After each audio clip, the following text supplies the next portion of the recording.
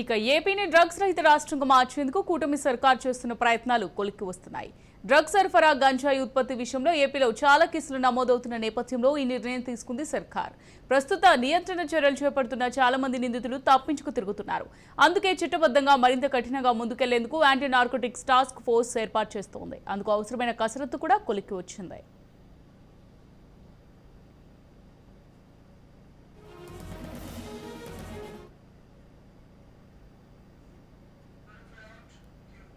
ఏపీలో drugs peddlers పనిపట్టేందుకు సర్కారు తీవ్ర కసరత్తు చేస్తోంది.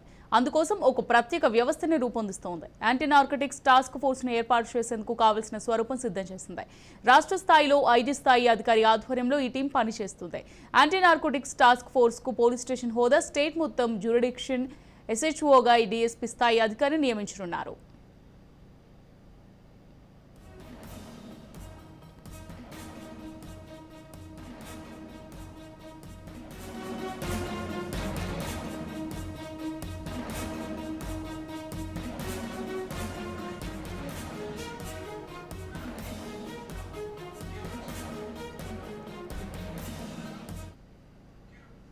యాంటీ నార్కోటిక్స్ టాస్క్ ఫోర్స్ ఏర్పాటుకు సంబంధించిన ప్రతిపాదనలు హోంశాఖకు చేరాయి. ఇక ఇదే అంశానికి సంబంధించి మరింత సమాచారం మా ఏపీ బ్యూరో చీఫ్ క్రాంతి అందిస్తారు.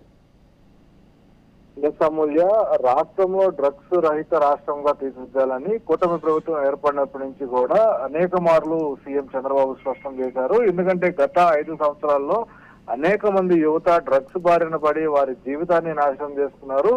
రాష్ట్రంలో గంజాయి యథేచ్ఛగా సాగుతుంది అంటూ కూడా గత ప్రభుత్వ హయాంలో అనేక మార్లు విమర్శించిన నేపథ్యంలో ప్రస్తుతం తాజాగా కూటమి ప్రభుత్వం ఏర్పడింది. కూటమి ప్రభుత్వం ఏర్పడిన తర్వాత డ్రగ్స్ పైన ఉక్కుపాదం మోపుతా అంటూ కూడా సాక్షాత్తు సీఎం చంద్రబాబు చెప్పిన నేపథ్యంలో దాంతో పాటు కాల్ సెంటర్లు కూడా ఏర్పాటు చేస్తాం, ఖచ్చితంగా డ్రగ్స్ గనక ఎవరైనా అమ్మితే వారిని కఠినంగా శిక్షిస్తా ఉంటూ కూడా అటు చంద్రబాబు చెప్తున్న పరిస్థితి. ఈ నేపథ్యంలోనే యాంటీ నార్కోటిక్ సెల్ డ్రగ్స్ ని కంట్రోల్ చేసే విధంగా ఒక యాంటీ నార్కోటిక్ సెల్ అయితే ఏర్పాటు చేయడం జరిగింది. దానికి సంబంధించిన ఫైలు ప్రస్తుతం సీఎంఓకి చేరిన పరిస్థితి అయితే ఉంది. అయితే ఈ నేపథ్యంలోనే పూర్తి స్థాయిలో అటు డ్రగ్స్ తో గంజాయితో పాటు ఏవైతే డ్రగ్స్ రాష్ట్రంలో విచ్చలవిడిగా సరఫరా అవుతున్నాయో అటు ఇంజెక్షన్స్ కావచ్చు, మత్తు పదార్థాలు, టాబ్లెట్స్, అదేవిధంగా పౌడర్, ఇవన్నీ కూడా పూర్తి స్థాయిలో అరికట్టే విధంగా ఒక యాంటీ నార్కోటిక్ సెల్ అయితే ఏర్పాటు చేస్తున్నారు. దానిలో భాగంగానే ప్రస్తుతం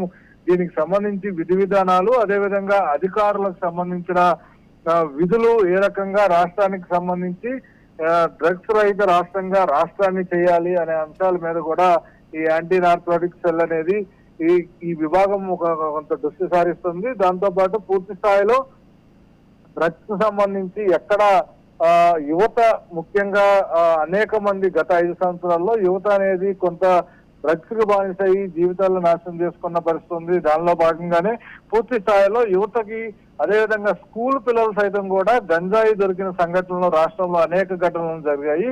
తాజాగా విజయవాడలో ఒక ప్రముఖ స్కూల్లో కూడా 8th, 9th చదువుతున్న స్కూల్ పిల్లల బ్యాగ్ లో గంజాయికి సంబంధించిన పౌడర్లు అన్ని కూడా దొరికిన పరిస్థితి ఉంది. అయితే దీన్ని స్కూల్ యాజమాన్యం గుర్తు చప్పుడు కాకుండా మాఫీ చేసుకున్న పరిస్థితి ఉంది. ఈ రకంగానే చిన్న స్కూల్ పిల్లల దగ్గర నుంచి కూడా యువత వరకు పెద్ద ఎత్తున ఈ డ్రగ్స్ కి బానిసలు అవుతున్నారు. కాబట్టి ఖచ్చితంగా ఈ డ్రగ్స్ అనేది రాష్ట్రం నుంచి తరిమి కొట్టడంతో పాటు అరికట్టాల్సిన బాధ్యత అందరిపైన ఉందంటూ కూడా ఇప్పటికే సీఎం అధికారులకు దిశానిర్దేశం చేసిన పరిస్థితి ఉంది. దానిలో భాగంగానే యాంటీ నార్కోటిక్ సెల్ కి సంబంధించి పూర్తి స్థాయిలో ఒక ఏర్పాటు చేయడం జరిగింది. దానికి సంబంధించి ఎక్కడా కూడా రాష్ట్రంలో డ్రగ్స్ అనేవి రవాణా జరగటానికి వీల్లేదు, ఉండటానికి కూడా వీల్లేదు. అదేవిధంగా ఇప్పటికే అటు హోమ్ డిపార్ట్మెంట్ తో పాటు వైద్య ఆరోగ్య శాఖకు సంబంధించిన శాఖలన్నీ కూడా సమన్వయంతో రాష్ట్రంలో డ్రగ్స్ ని అరికట్టేందుకు పూర్తి స్థాయిలో కృషి చేస్తున్నాయి. దానిలో భాగంగానే ఇప్పటికే పోలీసులు అనేక చోట్ల రాష్ట్రంలో గంజాయిని